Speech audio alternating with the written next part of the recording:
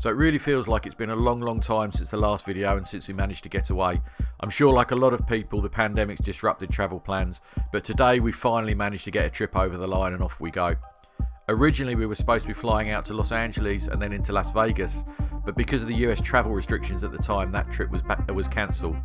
Thankfully, just as it was being cancelled, Dubai announced that it was accepting of UK travellers that had been vaccinated, and we managed to switch the trip.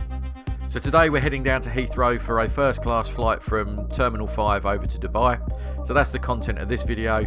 Our return flight is a Club World flight, which you'll see in another video if you're interested in watching.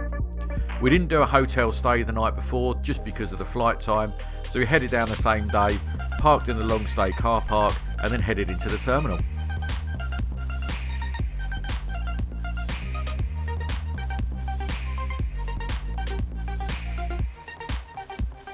We didn't know what to expect as we came into the terminal, but I have to say I was pleasantly surprised. It wasn't very busy at all. Masks were being worn, as were required at the time of the filming of this, but actually the terminal itself had loads of space around it, not too crowded, and as you can see, some nice wide open spaces.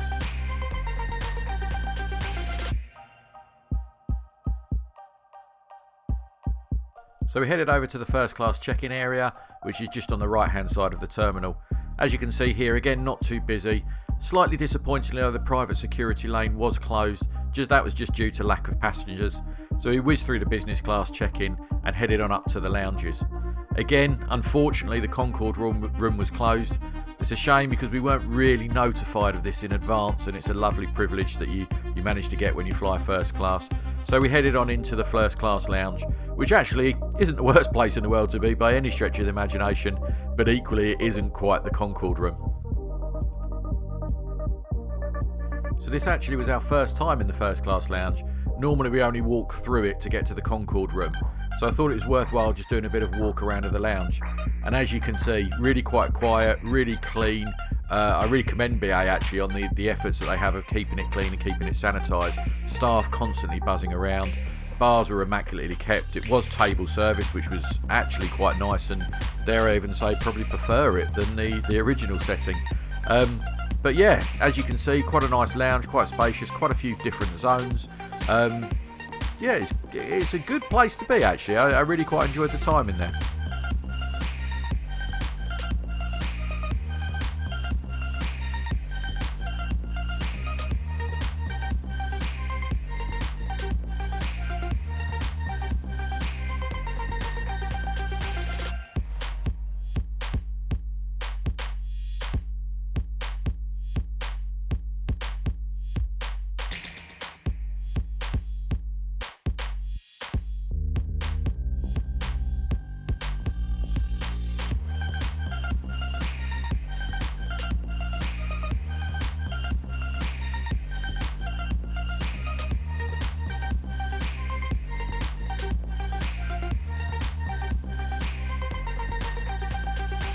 And no stay is quite complete in a BA lounge if you don't see the random horse statues with the lamps coming out of their head, and here they make a starring appearance.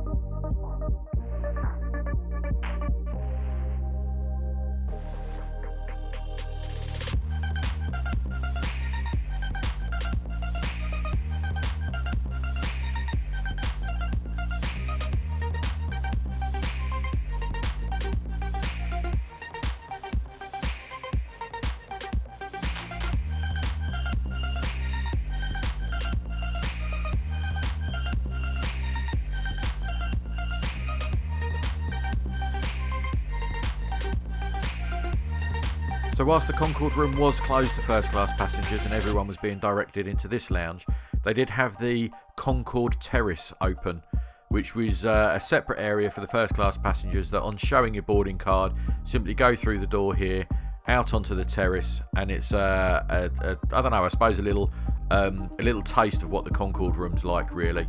Again, really nice, really clean, all table service in this area. Despite the bar over there on your left, it is all served to you by servers, which again, I personally found really quite nice. And with the number of passengers and staff there, it is a very attentive service. And it also gives you that lovely feeling that you get when you're in the Concord room out on the terrace, of the airiness and being able to see out onto the apron of the terminal. Not quite the Concord room, I have to be honest with you. But again, I suppose it was a nice touch to try and keep a flavour of that Concord room experience.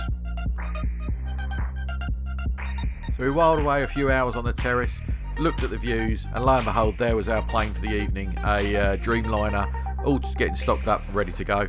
It's the first time I've flown the Dreamliner, so I'll be really quite interested to see what the experience is like, and certainly with the more modern first class suites that I'm used to, with the routes I used to fly predominantly being by the Jumbos or the 747s. So it'd be quite nice to see what the updated suite is like.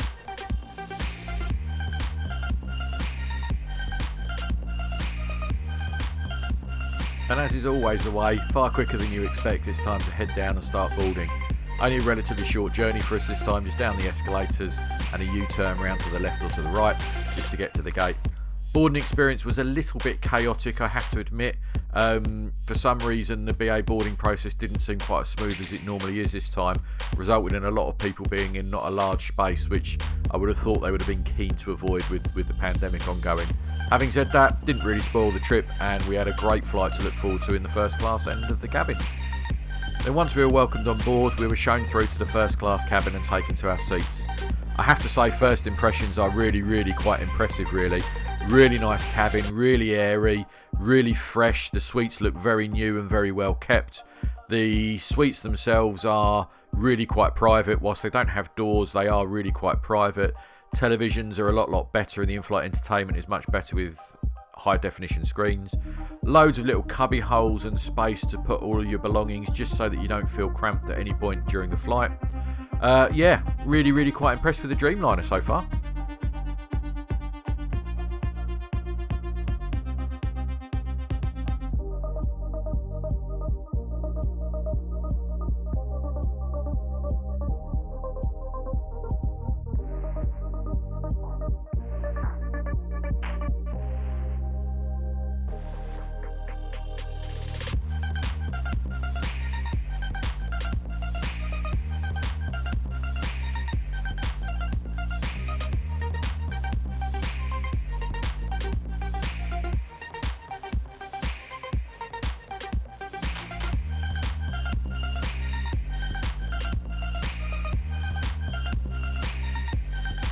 I did wonder for a short while what the onboard product might look like, bearing in mind we'd kind of seen some changes in the terminal because of COVID, so I did wonder if that might affect the in-flight service in any way, shape or form.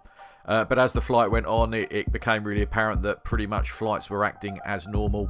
Whilst you did have to wear a face covering whilst you were on board, all the amenities were presented. So you got your kit bag, your slippers, your pyjamas or loungewear, whatever you want to call it, and there was a full food service on board, which we'll see slightly later on.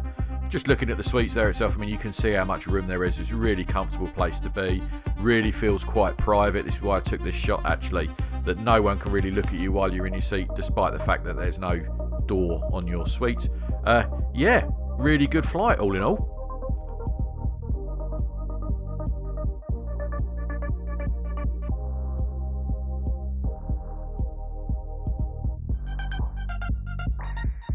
Shortly after takeoff, the food service began, and that looked a pretty much full service: an amuse-bouche, starter, main course, dessert with drinks of your choice. So the on-board product hadn't really changed too much at all.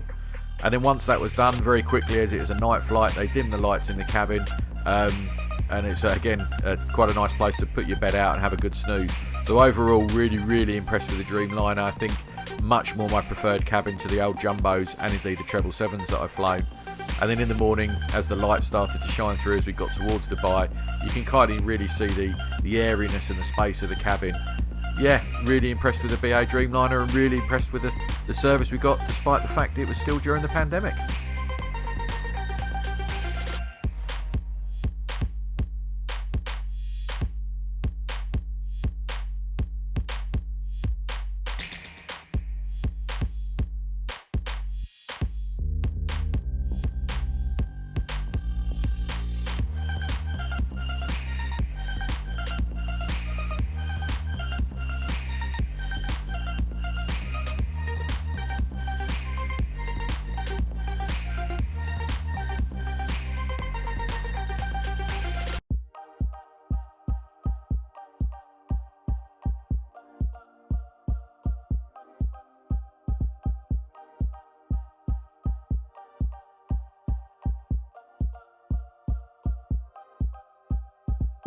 And then after about 7.5 hours flight time, we started the approach and landing at Dubai International Airport.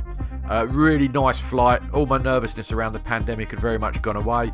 A few changes at Heathrow simply because of the passenger numbers, I think, but the onboard product was really, really good. Really impressed with the Dreamliner, as I've said a few times now actually. Probably my preferred BA plane at the moment, although I haven't tried the A350 yet.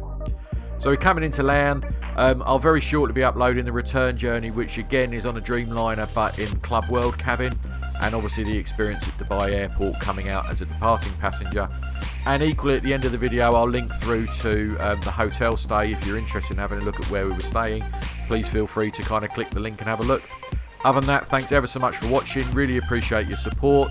If you haven't already, please subscribe, and certainly if you like the content, please leave a thumbs up. It just really, really helps the channel, and it helps me know if I'm doing the right thing or the wrong thing. If you would have liked to have seen anything more, again, please leave me a comment. Hopefully make it a friendly, constructive comment rather than a rude one. But actually, I'm keen to grow the channel now, and I'm keen to get more views and likes. So if there is something you'd like to see that you haven't done, please leave me a comment. Thanks ever so much.